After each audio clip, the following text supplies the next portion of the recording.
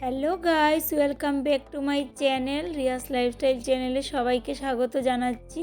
তোমরা সকলে কেমন আছো বন্ধুরা? আশা করছি সকলে খুব ভালো আছো। আমিও খুব ভালো আছি। তোমাদের সকলের এত ভালোবাসায়, এত আশীর্বাদে খুব ভালো আছি। তো আজকে আরও একটা ব্লগ ভিডিও নিয়ে এসেছি। আজ কোনো রেসিপি ভিডিও নয়, আজ দেখো এসেছি রাতের পাটনা শহরের কিছু দৃশ্য নিয়ে। পাটনা শহর গেছিলাম, তো পাটনা শহর গেছিলাম না, সেখানেই আমাদের মেইন ঘর, মানে আমার শ্বশুরাল পাটনা শহরে। আমি যেহেতু আসামের মেয়ে, তো এখানেই আসামেই ওনাদের ঘর আছে। তো তোমরা কম বেশি অনেকেই জানো আমাদের মেইন ঘর হলো পাটনা। তো পাটনাতে গেছিলাম যখন, বছরে একবার যাওয়া হয়। তো আমি প্রথমবারই গেছিলাম, আমার বিয়ের পর প্রথমবার গেছিলাম। তো আসার সময় আমি দেখো স্টেশনের দিকে যাচ্ছি আর ভাবছি একটু আমি শহরের ভিডিও করে নিই, তোমাদের সাথে শেয়ার করব।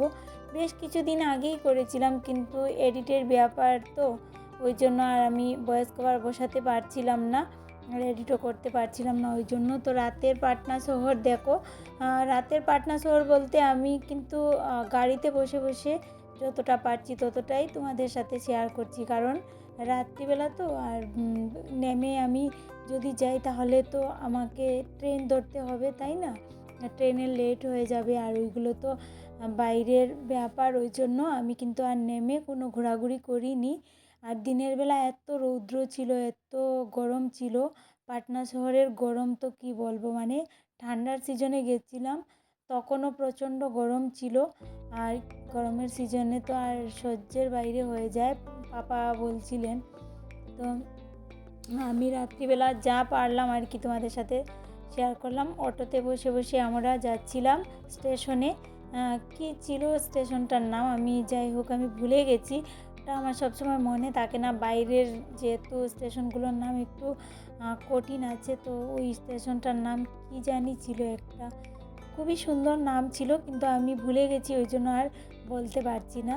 তো তখন ভাবলাম স্টেশনে যখন যাব, তখন সন্ধ্যে 6:30টার দিকে আমি ভিডিও করছিলাম, কিন্তু রাত্রি 11টার দিকে আমাদের ট্রেন ছিল। কিন্তু এতটা জামে ছিলাম, কি বলো, বড় বড় শহরে এতটা জামের সমস্যা হয়, মানে যে জায়গায় 2 ঘন্টা না, 1 ঘন্টার চাইতেও কম লাগে। আমার দিদির বাসা থেকে 1 ঘন্টার চাইতেও কম সময় লাগে এই স্টেশনে যেতে, কিন্তু সেই জায়গায় আমাদেরকে 2.5 ঘন্টা লেগেছে পুরো যেতে। আর ওই জন্য আমরা একটু তাড়াহুড়ো করে বেরিয়ে গেছিলাম, মানে 6টার দিকে বেরিয়ে, 6টা না 5:30টার দিকেই বেরিয়ে গেছিলাম। যেহেতু গাড়ি এসেছিলো, আমাদেরকে আগে থেকে রিজার্ভ করে রাখা হয়েছিল, তবুও মানে আমরা একটু তাড়াহুড়ো করে বেরিয়ে গেছিলাম। এত বড় শহরে তো একটু যদি আগে না বেরোই তাহলে তো আবার অন্য সমস্যা হয়ে যাবে, ট্রেন মিস হয়ে যাবে এরকম। তো আসামে আসার জন্য আর কি ট্রেনে করে আসতে হচ্ছিলো, তো ওই জন্য। আর তো আসার সময় ওই ভিডিওগুলো করলাম, সত্যি এত সুন্দর ছিল পাটনা শহর, কি বলবো আর কি। আর তোমরা যারা পাটনাতে থাকো বা পাটনার কাছাকাছি থাকো, জানা আছে অবশ্যই। আর বিহারের তো রাজধানী হলো পাটনা। তো পাটনা শহরটার অনেক হিস্ট্রি আছে, আমি যদিও তেমনটা জানি না, কিন্তু পাপার মুখে অনেকগুলোই জিনিস আমি শুনেছি। আর তার আগে তো আমি সোনপুর মেলার, এশিয়ার মধ্যে সবচেয়ে বড় মেলা হলো সোনপুর, সেখানে কিন্তু আমি একটা ভিডিও করেছিলাম, একটা না অনেকটাই ভিডিও করেছিলাম তোমাদের সাথে। দুটো ভিডিওর মাধ্যমে আমি শেয়ার করেছি, জানি না তোমরা দেখেছো কি না। যদি না দেখে থাকো তাহলে দেখো, অবশ্যই ভালো লাগবে। আমি কিন্তু শেয়ার করেছি অনেক আগেই সেই ভিডিওগুলো।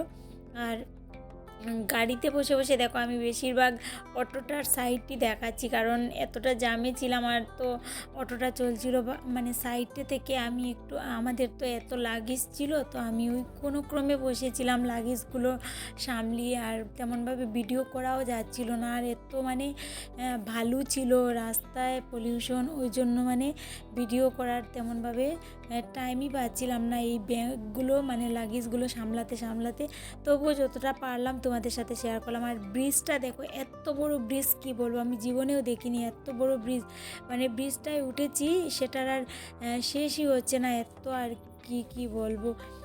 তারপর দেখো এখানে পাটনা শহরের অনেকটা জায়গা আছে, কিন্তু আমি তো টুকটাক করে করছি তো। আর আমি যেহেতু প্রথমবার গেছিলাম, আমি তেমন কিছু নামও জানি না। আর হাজব্যান্ড তো ওইদিকে ট্রেনের জন্য মানে টেনশন করছিল যে ট্রেনটা পাবো কি না।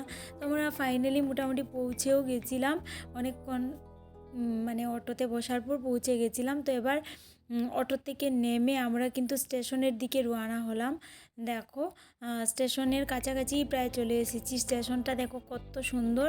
স্টেশনটার নাম আমি সত্যি ভুলে গেছি। তোমরা যদি এখানে দেখো তাহলে তোমরা জানিও যে কী স্টেশন। আমি সত্যি ভুলে গেছি, না হয় আমি কিন্তু বলতাম। আসলে না অনেক সময় অনেক কিছু মনেও থাকে না, আর অনেক দিন আগেই তো ভিডিওটা করে রেখেছিলাম, ওই জন্য কিন্তু স্টেশনটার নাম একদম মনেও পড়ছে না। আর দেখো একটা ট্রেন যাচ্ছে আসছে এরকম করে করে প্রায় 11:30টার সময় ট্রেন ছিল, কিন্তু 11:15 হয়ে গেল। আর ট্রেনে ওঠার আগেও কিছু নিয়েছি। আর বাদ বাকি যা ভিডিও করেছি তোমাদের সাথে পরে একটা ভিডিওতে শেয়ার করব। একই ভিডিওতে যদি শেয়ার করতে চাই তাহলে অনেকটা লং হয়ে যাবে ভিডিওটা, ওই জন্য আমি কিন্তু নেক্সট কোনো ভিডিওতে আমি শেয়ার করব বাকি দৃশ্যটুকু। আর ততক্ষণে তোমরা ভালো থেকো, সুস্থ থেকো, টাটা সবাইকে।